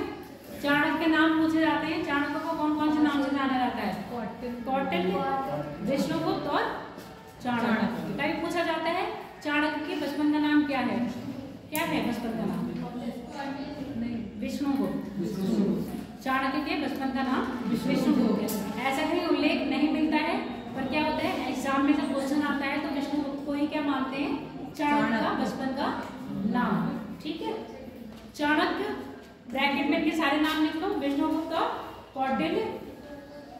चंद्रगुप्त के टाइम पर इनके पुरोहित और प्रधानमंत्री, साथ में सलाहकार भी थे। और इन्होंने क्या लिखी है? अर्थशास्त्र। अर्थशास्त्र में क्या लिखा है? मौर्यकालीन राज्य व्यवस्था की विशेषताएं, या किसी भी राज्य में राज्य प्रशासन को अच्छी तरह चलाने के लिए कौन से नियम और कानून होने चाहिए, वो किस में लिखा है? अर्थशास्त्र में लिखे गए।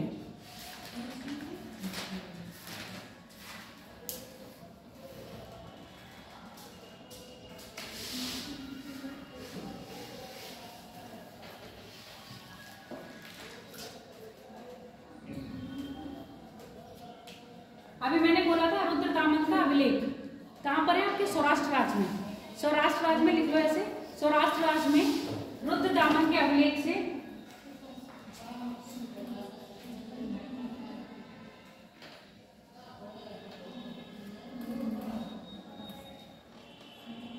रुद्रदामन के अभिलेख से चंद्रगुप्त के गवर्नर पुष्यगुप्त, चंद्रगुप्त के गवर्नर पुष्यगुप्त द्वारा सुदर्शन झील का निर्माण करने के क्या मिलती है? उल्लेख मिलता है। सुदर्शन झील का निर्माण करने का उल्लेख मिलता है। ठीक है, और ये सौराष्ट्र कहाँ है? वर्तमान गुजरात राज्य में।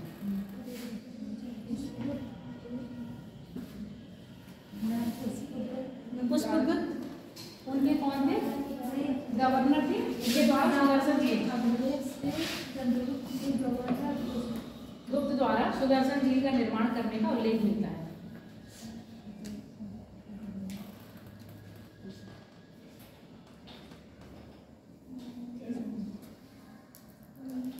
क्या हुआ रहे क्या? नहीं।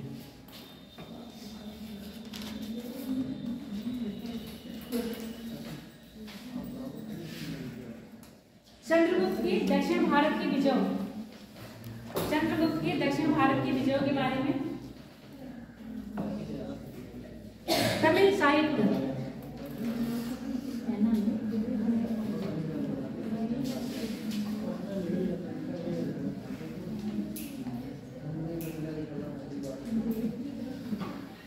तमिल साहित्य अहलानूर और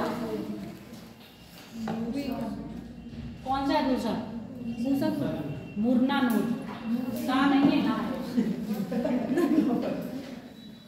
मुरना नूर, मूसा नूर और मुरना नूर से उल्लेख दक्षिण पूरा चंद्रगुप्त की दक्षिण विजय के बारे में तमिल साहित्य अहलानूर और मुरना नूर से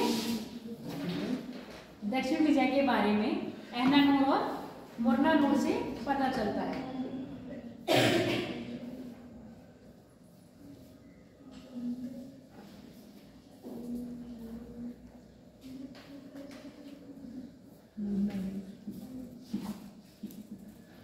तुम लोग वो मच्छर जिससे पास नहीं आते ना, वो वाला लगा के आए करो, इस समय डेंगू बहुत चल रहा है। मैं बोला तो गया था शीशे पे नहीं। अब हवा चाहिए ना, इसीलिए आ रहे हैं। हवा का मौसम है। ठंडी हवा बची। चंद्रगुप्त के बंगाल विजय का उल्लेख महास्थान अभिलेख से मिलता है। चंद्रगुप्त की बंगाल विजय का उल्लेख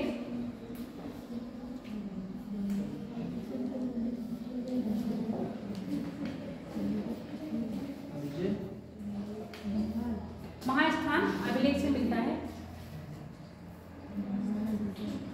चंद्रगुप्त जैन धर्म, मतलब जैन धर्म को मानने वाला, यानी कि कौन था वो? जैन अनुयायी था। चंद्रगुप्त जैन अनुयायी था। अशोक ने मैम जैन धर्म में अपनाया है। अशोक ने कौन सा धर्म अपनाया बताओ? बहुत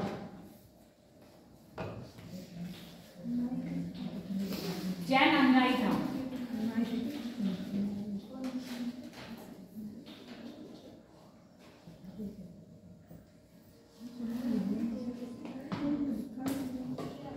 और ये जैन धर्म जो इसने अपनाया था भद्र बाहु से, है ना?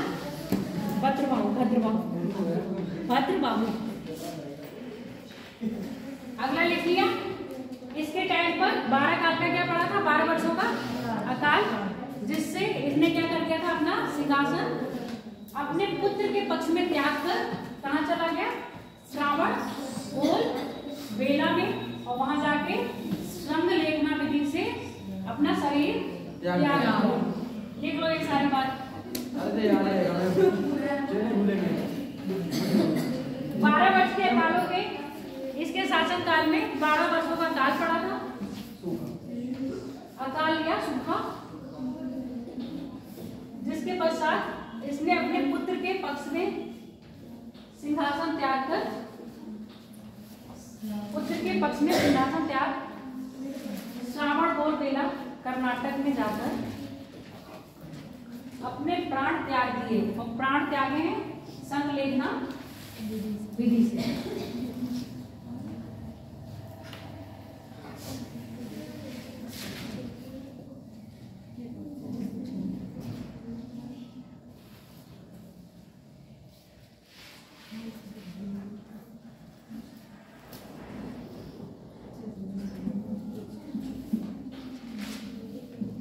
पहले इनको ईसा पूर्व समझाना।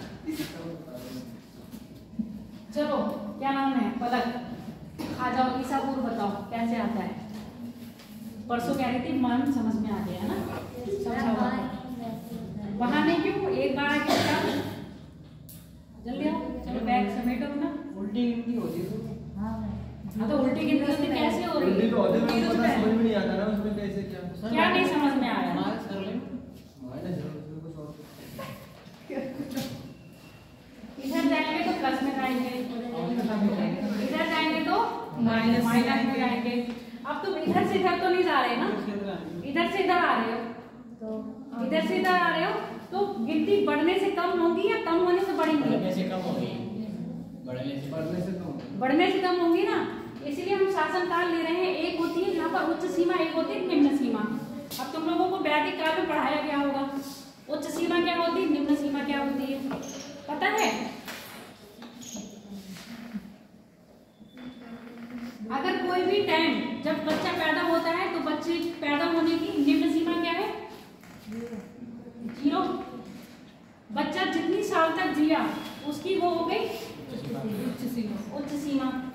ठीक है, ये हो गई निम्न सीमा, ये हो गई उच्च सीमा। यहाँ तुम्हें ये बात समझ में आ रही है? अगर हम यहीं इसके अपोजिट चले जाए, ठीक है, इसके अपोजिट करने इसके पीछे जाएंगे तो ये क्या हो जाएगी? उच्च सीमा। और यहाँ पर जो भी नंबर होगा वो हो जाएगी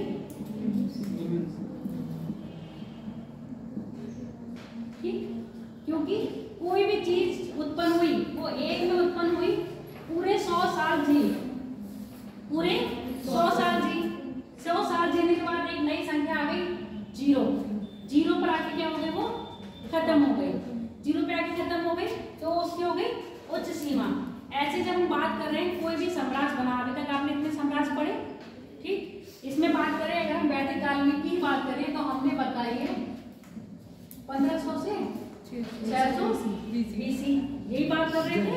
अब इसी को भी हमने बांट दिया 1500 से 1000 BC और 1000 BC से 600 BC। 1500 में क्या हुआ? हड़प्पा संस्कृति का अंत हुआ, एक नई संस्कृति उत्पन्न हुई। तो अब नई संस्कृति उत्पन्न हुई यानी 1500 BC के पास जो हमें परिलक्षित हुए उसको हमने उसकी मान ली निम्न सीमा, और वो संस्कृति या वो सभ्यता कब तक चली उसको हमने मान ली उच्च सीमा। ठीक है, मान ली। अब हमने कहा ये सभ्यता, ग्रामीण सभ्यता हमें दिख रही है वो हमारी 600 BC तक दिख रही है, जिसको हम वैदिक सभ्यता के नाम से जानते हैं। तो ये इसकी उच्च सीमा हो गई, ये इसकी निम्न सीमा, सॉरी ये इसकी निम्न सीमा हो गई, ये इसकी उच्च सीमा, क्योंकि यहाँ से ये हमें दिखाई दी और यहाँ तक ये हमें दिखाई नहीं दी। यहाँ से दिखाई देना शुरू करी और यहाँ तक हमें दिखाई दी, उसके बाद हमें कोई नई चीज दिखाई देने लगी। नई चीज क्या बताई थी? फिर मगध यानी कि आपके द्वितीय नगरी क्रांति दिखाई दी, यानी कि यहाँ पर ग्रामीण ही लोग थे, उसकी संस्कृति में जो परिलक्षित हो रहा था उनके व्यवहार में वो ग्रामीण का पन, जैसे ग्रामीण में लोग रहते हैं, यहाँ पर क्या रहन सहन उनका ग्रामीण था। यहाँ पर हमें मुद्रा का चलन दिखाई दिया, घर पक्के दिखाई दिए, व्यापार में उन्नति दिखाई दी। तो हमने कह दिया अब यहाँ पर क्या होगी? नई सीमा आ गई। अब हमने वैदिक काल को भी क्या है बांटा 1000 में। 1000 में हमें क्या मिला है? लोहे के साक्ष्य मिले। इससे पहले के उसमें हमें लोहे की बात ही नहीं कही गई थी, इसीलिए हमने क्या किया 1500 से 600 के बीच के लोगों, 1500 से 1000 तक के जो लोग थे उनके बारे में हमें लोहे का पता नहीं था, पर 1000 के बाद के जो लोग मिल रहे हैं उनमें लोहे का पता था, इसलिए हमने 1000 की सीमा मान ली कि ये जो सीमा बनी है यहाँ पर क्या हमारा लोहे का आविष्कार था, इसलिए इसकी ये हो गई निम्न सीमा, 1000 हो गई उच्च सीमा। ठीक है, अब 1000 के बाद हम 600 BC तक, क्योंकि 600 BC में हमें क्या दिखने लगा? नगरीकरण दिखने लगा। जब नगरीकरण दिखने लगा तो ये हमने क्या मान ली? इसकी उच्च सीमा, ये हमने मान ली इसकी निम्न सीमा। अब 600 के बाद अब आगे चलोगे ना, अब 600 के साथ 600, 500, 400, 300, 200, फिर 100, फिर 0 आओगे कि नहीं आओगे? अब हमने यहाँ से स्टार्ट करी 600 से। अब 600 में जो भी आया चंद्रगुप्त मौर्य यहाँ पर बैठ गए आके। अब चंद्रगुप्त मौर्य यहाँ पर बैठे थे कितनी भी सन में। अब चंद्रगुप्त मौर्य ने कितनी सन तक स्टार्ट करा, क्योंकि हम पीछे आ रहे हैं ना। मान लो उन्होंने 20 साल या 30 साल या 50 साल राज करा, तो 50 साल उनके में क्या होंगे? हम लोग क्या करेंगे? घटाते जाएंगे। क्लियर हो गई? हम इधर आ रहे हैं इसलिए माइनस करेंगे। अब इधर से हम क्या कर रहे हैं? प्लस में चल रहे हैं, तो इधर हमारी छोटी संख्या से बड़ी संख्या आएगी और इधर हमारी बड़ी संख्या से छोटी